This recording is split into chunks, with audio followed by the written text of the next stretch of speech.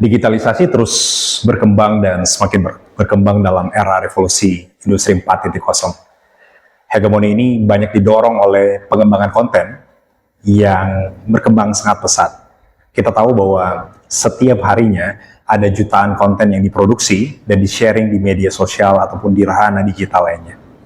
Hari ini kita akan mau belajar sharing dengan salah satu organisasi mahasiswa yang banyak bermain di dalam kanal digital content creation itu sendiri.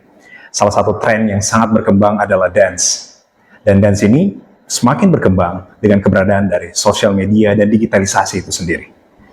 Kita akan belajar mengenai hal tersebut dan kita coba belajar bagaimana dance dan digitalisasi itu ternyata saling berconnected, saling bersinergi satu sama lain.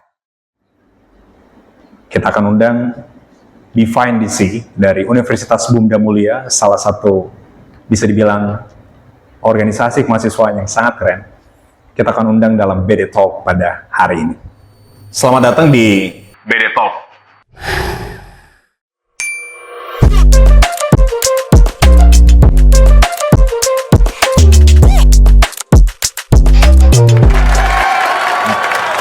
Halo semuanya, welcome to BD Talk. Lagi bersama kita dua host yang paling kece di sini, ada Bapak Agung dan saya sendiri Adrian Syahputra.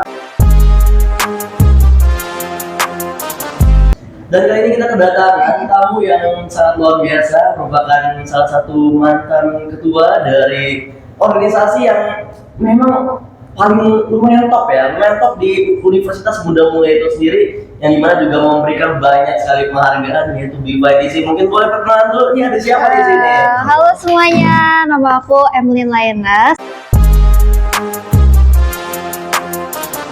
Oke, boleh perkenalan dulu dong, Emma. Oke, Emma, kita tahu sendiri ya bahwa Divine DC ini, kalau aku nggak salah dengar ya, nanti nggak tahu ya, aku dengar aja sih. Katanya Divine DC ini pas jabatan kamu itu meningkat pesat, betul nggak sih? Wow, thank you banget ya untuk teman-teman yang udah ngelihat pas masa jabatan aku kalau Divine di sini berkembang pesat.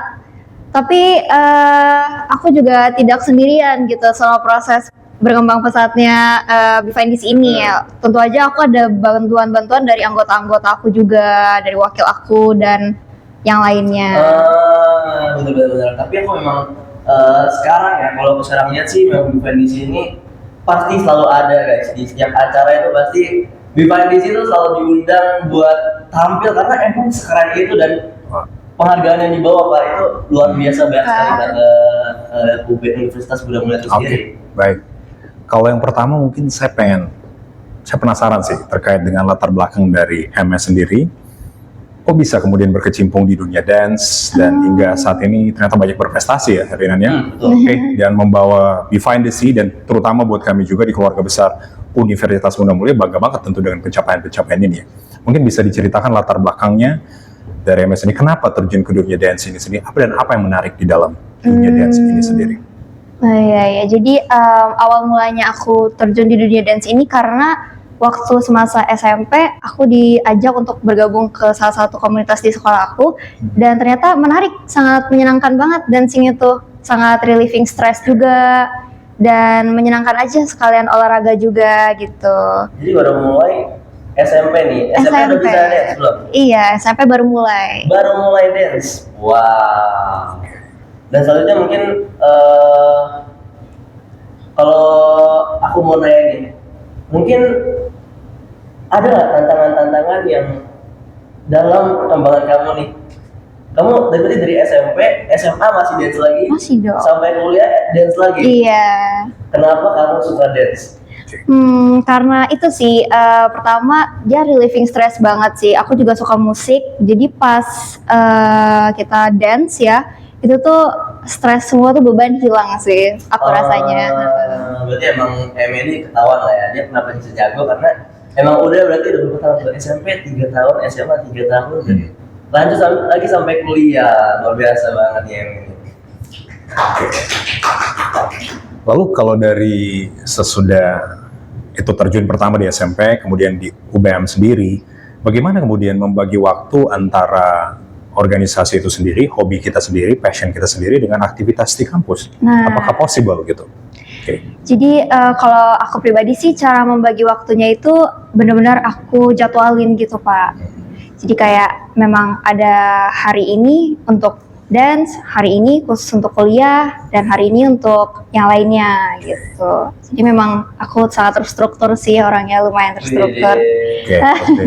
Jadi ada time management juga Ada, di situ. iya dong. Oke. Dan dari kampus sendiri berarti ada keleluasaan ya buat mengatur schedule itu sendiri ya. Benar. Suportif juga ya berarti. Iya, ya? kita diberikan kesempatan untuk coba mengatur sendiri aja sama kampus UBM. Oke.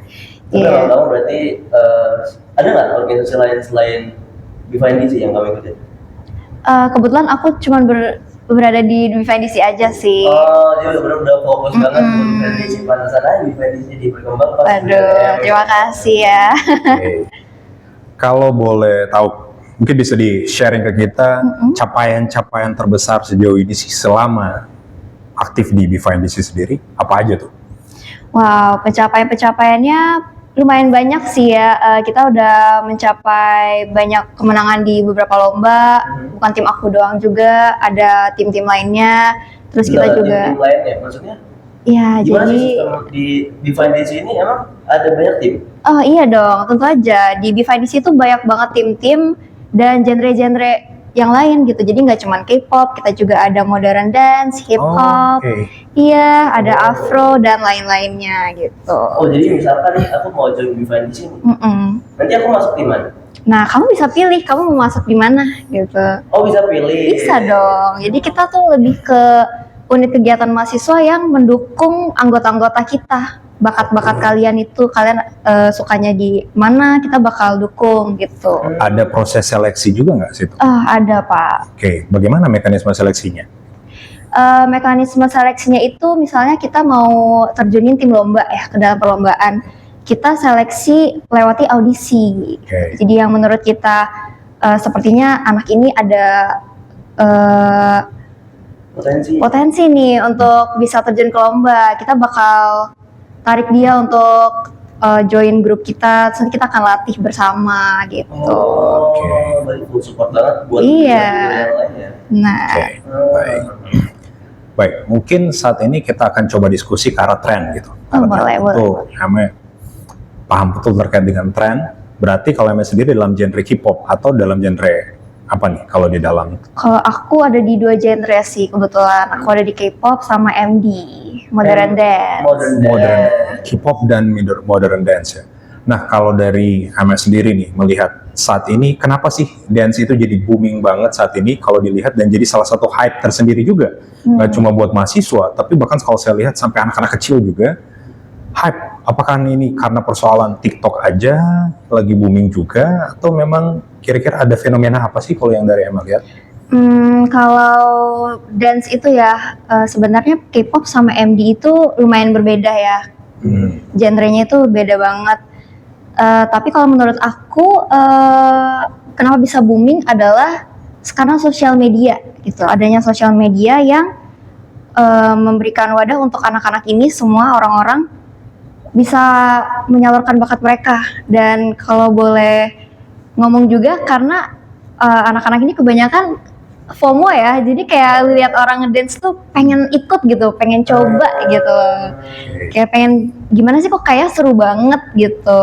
Jadi kenapa bisa booming karena ya ada itu perasaan ingin ikutan gitu. Jadi kan dari sosial media. Benar, karena juga ada K-pop juga yang dimana fans-fans K-popers itu banyak banget ya. Jadi dimulai dari yang nggak bisa dance, kalau dia K-popers pasti tetap suka dance jadinya gitu. Dan juga kalau ini nggak sih kalau misalkan kayak latihan dance itu dari sosial media juga. Kalau latihan dance itu tergantung. Jadi kalau latihan di Divine DC itu ada dua nih, Ferdinand. Jadi ada latihan K-pop, ada latihan modern dance, dan coach kita itu kebetulan bisa keduanya. Oh, berarti Divine DC punya coach juga. Punya, iya. Jadi coachnya ini kalau misalnya di jadwal hari yang kita tentukan adalah jadwal koreografi, berarti itu adalah koreografi yang dibuat oleh coachnya sendiri. Tapi kalau di hari itu adalah jadwalnya untuk K-pop, berarti coachnya akan mengajarkan koreografi si K-popnya gitu. Koreografi misalkan ada Blackpink kali ya. Nah, boleh Misal boleh. Blackpink nih. Blackpink bawa lagu apa ya kemarin? Apa ya? Let's Kill This Love. Kill This Love. Berarti nanti kalian ikutin koreografinya Blackpink? Iya, Wah, benar. oke, gitu. Oke. Oke sih. Nah, tadi kan bicara tren, berarti tren ini mungkin karena sosial media. Iya. Nah, kalau spesifik nih, misalnya ke anak kuliah nih, Mm-mm. perkuliahan.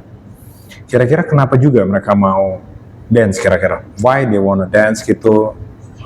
Kira-kira ada nggak potensi karir di dalam dance sendiri? Potensi, apakah ini sekedar hobi aja atau mungkin ada pemahaman saya sih ini ada potensi karir juga ya? Ya, kalau dari Ame melihat seperti apa?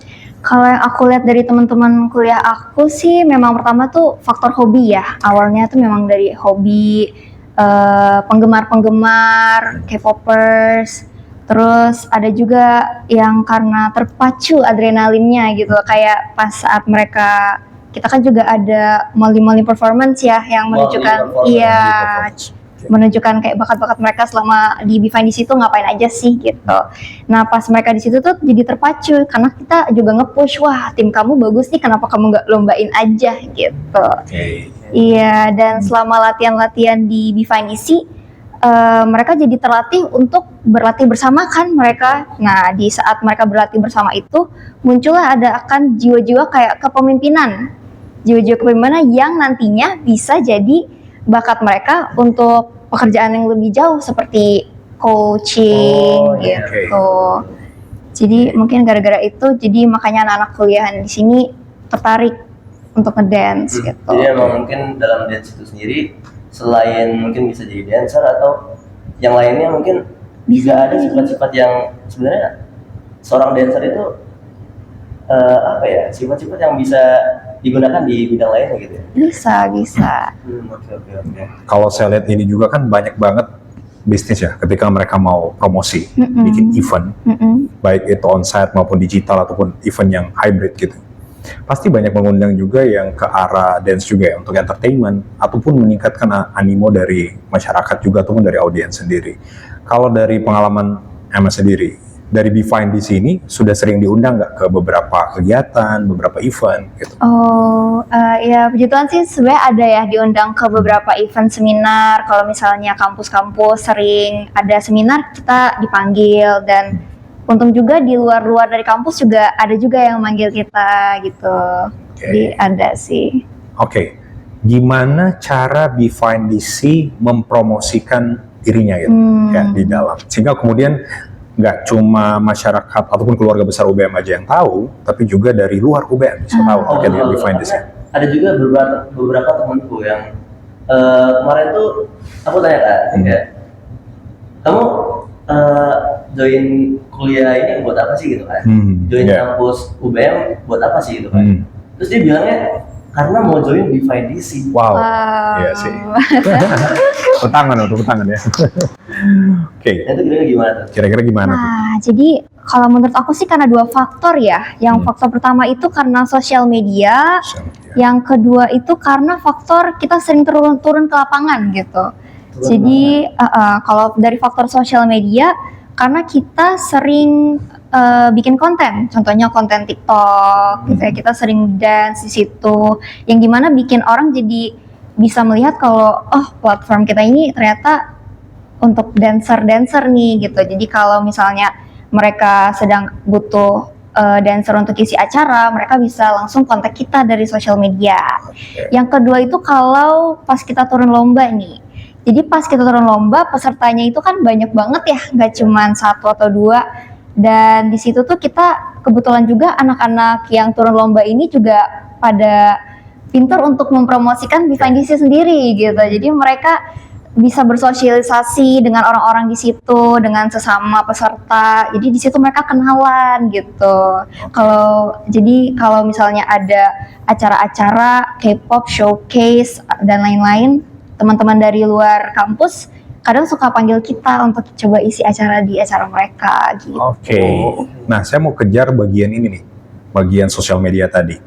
kan kita tahu kalau di sosial media itu ada algoritmanya juga. Ada penentuan caption, mungkin ada yang menyangkut, kalau di TikTok yang sepemahaman saya itu ada menyangkut juga lagu yang kita pilih. Kira-kira Behind DC ikut juga nggak dalam kemudian mendesain, oh lagu ini aja yang kita cover, oh mungkin koreografi yang seperti ini kita cover sehingga kemudian bisa booming di sosial media? Ada dong Pak, Oh, ada ya? tentunya.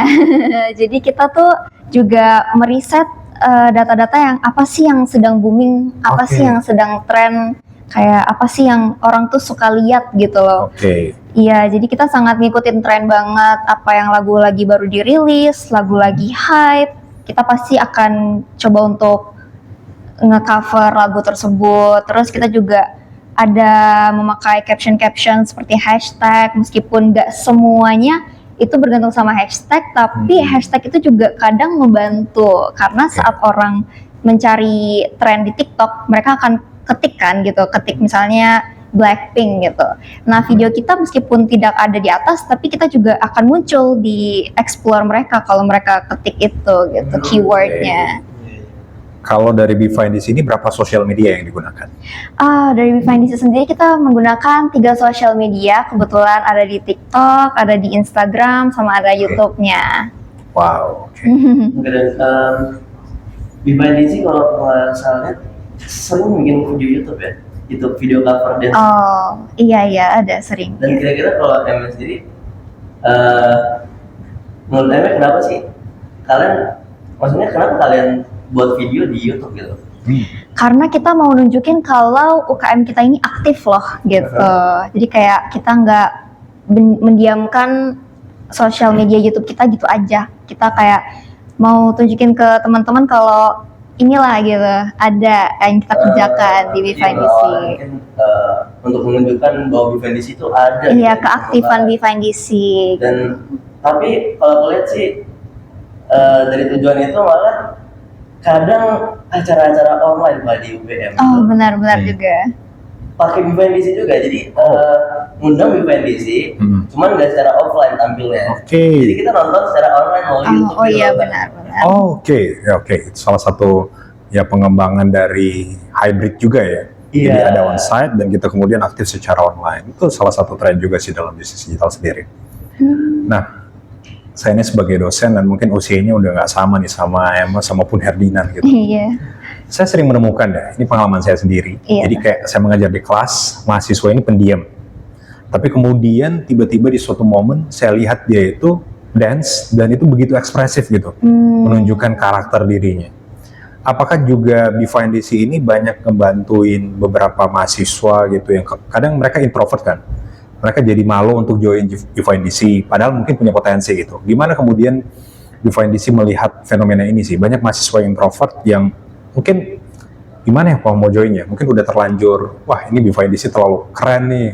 Mungkin saya nggak cocok nih atau kayak gimana? Ya kan ada kan fenomena seperti itu ya. Banyak Pak, banyak. Ya. Kalau dari Emma melihatnya seperti apa ya? Kalau dari aku sih memang kejadian seperti itu banyak banget. Cuman karena kita udah belajar dari kakak-kakak tingkat kita yang lalu, kalau senioritas itu sebenarnya nggak penting banget gitu loh. Jadi di angkatan aku menerapkan untuk tidak ada senioritas. Jadi kita benar-benar merangkul semuanya. Jadi kayak benar-benar friendly sesama kakak tingkat maupun adik tingkat. Oke. Jadi tidak ada pressure. Tidak ada pressure. Iya, jadi kita benar-benar mengajak gitu. Ayo bergabung. Iya, karena kan ini wadah mengekspresikan. Benar. Sekalipun memang kalau saya lihat ya, ini saya cuma lihat aja dari Behind DC sendiri karena ada beberapa kelompok mungkin tidak menimbulkan persaingan secara internal juga ya, kan nggak sih seperti itu? Kebetulan di Behind DC nggak ada sih Oke, Pak. bagus, Iya. bagus. Justru kita bersama bersaing dengan yang luar. Oh, oke. Iya. Jadi pertarungan yang sesungguhnya di luar UBM ya. Iya benar. Oke, yang itu yang kemudian di eranya Behind DC saat ini itu banyak banget prestasi ya. Iya benar. Oke, wow. Dari Herdinan mungkin ada lagi yang mau dieksplorasi, yang mau ditanya nih terkait dengan Behind DC sendiri. Behind DC ini paling apa ya Pak? Kalau aku lihat tuh paling aktif mungkin ya di antara organisasi-organisasi lainnya. Gimana YouTube jalan, Instagram jalan, TikTok jalan, TikTok juga jalan.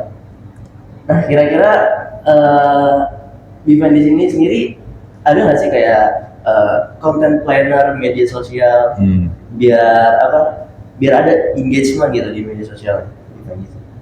Kalau saat angkatan aku ya, kan sekarang aku cuma anggota doang gitu ya. Kalau pada saat angkatan aku, tentu aja aku tuh selalu siapin yang namanya draft planner gitu. Jadi setiap konten kita sudah susun nih, minggu ini pengen konten yang ini, minggu depan pengen konten itu, supaya kontennya tetap konsisten berjalan gitu. Jadi akunnya tidak mati gitu. Jadi engagementnya tetap ada. Oke. Saya mau nanya lagi nih. Boleh. Menarik. Jadi tadi banyak banget di highlight sama Herdinan juga bahwa Behind DC di eranya Eme itu quite successful. Wow. Oke.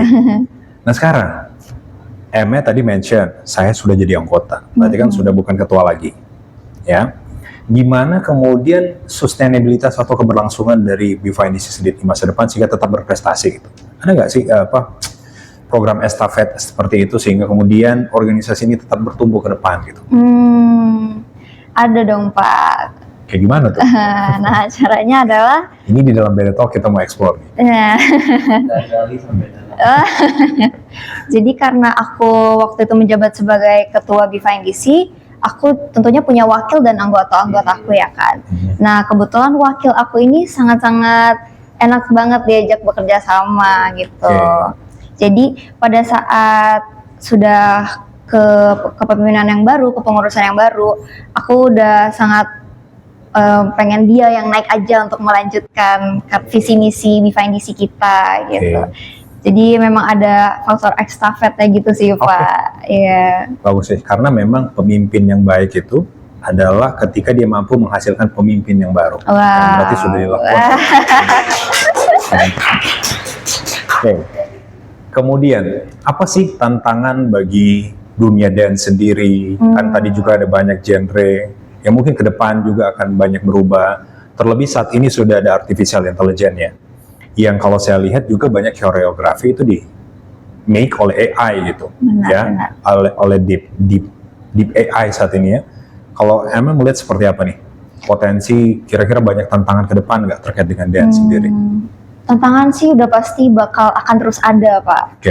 Banyak banget tantangannya. Kalau di faktor digital udah pasti tantangannya mungkin akan berupa video-video yang semakin gimana ya bilangnya, semakin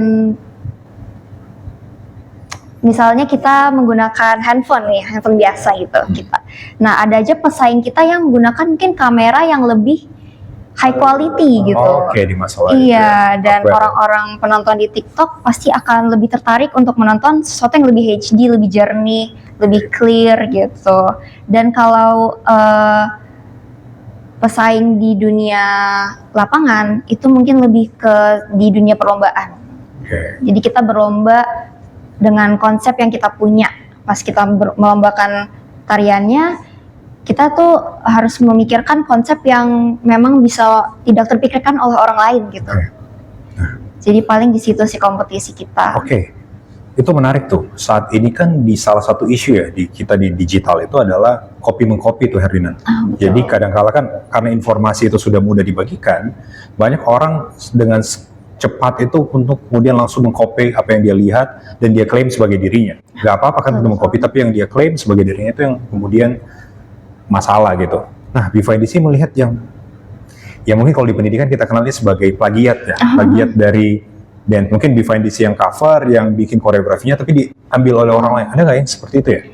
Yang seperti itu sih banyak, tapi untung banget di Behind DC belum terjadi. Gitu. Palingan mungkin adanya tuh konsep yang sedikit dicuri oleh tim lain, tapi kita menganggapnya nggak apa-apa. Kita menganggapnya sebagai kita menginspirasi orang lain. Iya, berarti kan mereka senang dengan konsep kita dong ya. Berarti ada juga yang plagiat seperti itu. Jadi memang isu originalitas itu menjadi sangat penting ya di dalam dance juga sendiri ya. Kalau dari MS sendiri, dari dance sendiri, kemudian kira-kira harapan-harapan ke depan tuh seperti apa tuh? Harapan-harapan aku ke depannya sih semoga Behind DC semakin jaya, semakin terkenal, semakin sukses gitu. Dan ke depannya lagi mungkin semoga tetap eksis ya. Tetap eksis ya, good ya. Satu lagi sih, mungkin ada nggak pesan dari Hama sendiri sebagai pentolan lah ya di Bifine DC, dan saat ini juga bersama tim teman-teman ya di belakang layar ini Iya. ada banyak tim dari Bifine DC juga, kita tepuk tangan juga ya, yang juga ikut mendampingi. Tentu ada juga kan anak-anak yang saat ini belum mahasiswa, belum masuk UBM. Kalau mau masuk UBM, mungkin mereka mempertimbangkan kayak Herdina bilang tadi untuk masuk UKM Dance. Apa yang mau sampaikan gitu? Apa yang harus mereka persiapkan? Apa yang harus ya mereka persiapkan sih untuk kemudian siapa tahu terpilih juga ya dalam seleksi Bifine DC ini sendiri. Palingan aku cuma mau bilang untuk jangan takut untuk join kalian, karena kita bersama-sama dari nol berkembang bersama. Habis itu yang pasti satu doang kunci dari aku adalah tetap konsisten. Jadi kalau udah join Bifine DC harus konsisten guys. Wow, konsistensi ya. Oke, dari Herdina ada yang mau disampaikan? Mau ditanyakan? Oke, jadi saya rasa juga kita sudah banyak bicara mengenai Bifine DC. Kita bahas juga mengenai trend dance. Dan saya sih terus meyakini ya bahwa dance ini, saya setuju bahwa nggak akan pernah mati karena ini sangat ekspresif. Mungkin terakhir banget pertanyaan saya kepada Emma adalah terkait dengan Bifine DC tadi, modern dance, K-pop dance. Bagaimana dengan Indonesian dance gitu? Potensinya ke depan. Apakah justru ini kemudian menghilangkan kita dari identitas kita sebagai bangsa Indonesia? Enggak dong. Justru tradisional dance Indonesia itu tetap ada, Pak. Tetapi UKM kita terpisah. Jadi di UBM ini ada lagi namanya. Mungkin tidak ya kita modern dance, tapi di dalam beberapa koreografi itu kita juga menampilkan beberapa gerakan dari tari-tarian tradisional dari Indonesia. Tentu saja bisa, Pak. Kita juga bisa memakai alat-alat atau mungkin kostum yang berbau tradisional. Iya. Jadi, wah keren bisa ya. Dimasukin unsur-unsur Indonesia. Di balik modernitasnya, ternyata sangat care juga ya terkait dengan culture dan budaya dan nilai-nilai dari Indonesia sendiri. Harapan saya sih, pesan saya, kita juga menjunjung tinggi masalah value-value dari Indonesia sendiri sih. Oke. Saya rasa obrolan kita udah banyak bicara mengenai banyak hal gitu ya, mudah-mudahan udah juga ikut dalam sama M-nya ya. Oke, mudah-mudahan nextnya dalam BD Talk kita kemudian akan lihat langsung tim dari Bifine DC juga ngedance langsung di BD Talk ya. Siapa tahu possible ya. Ya. Oke. Sekali lagi saya atas nama Exodus dan program studi bisnis kita mengucapkan banyak terima kasih pada MS sudah bicara mengenai dance dan digitalisasi di sini ya. Dan sudah sharing juga dengan kita, harapannya ini bisa menginspirasi. Hampir jatuh ya biasanya. Sudah menginspirasi, karena fungsi dari BD Talk sendiri adalah bukan hanya kasih informasi, tapi menginspirasi. Benar. Anak-anak yang berprestasi seperti Emma bisa memberikan inspirasi, seperti Bifine DC bisa memberikan inspirasi buat bisnis digital, terutama buat kita. Saat ini kita banyak menciptakan konten juga, dan dance jadi salah satu pilar utamanya. Thank you banget. Mungkin dari Emma ada yang mau disampaikan terakhir? Atau semangat Exodus. Oke, semangat Exodus. Oke, dari Rinan sudah, mungkin kita sudah 5 jam tadi. Oke, terima kasih teman-teman sudah menyaksikan BD Talk. Semoga kegiatan hari ini bisa menginspirasi semua. Ya, thank you.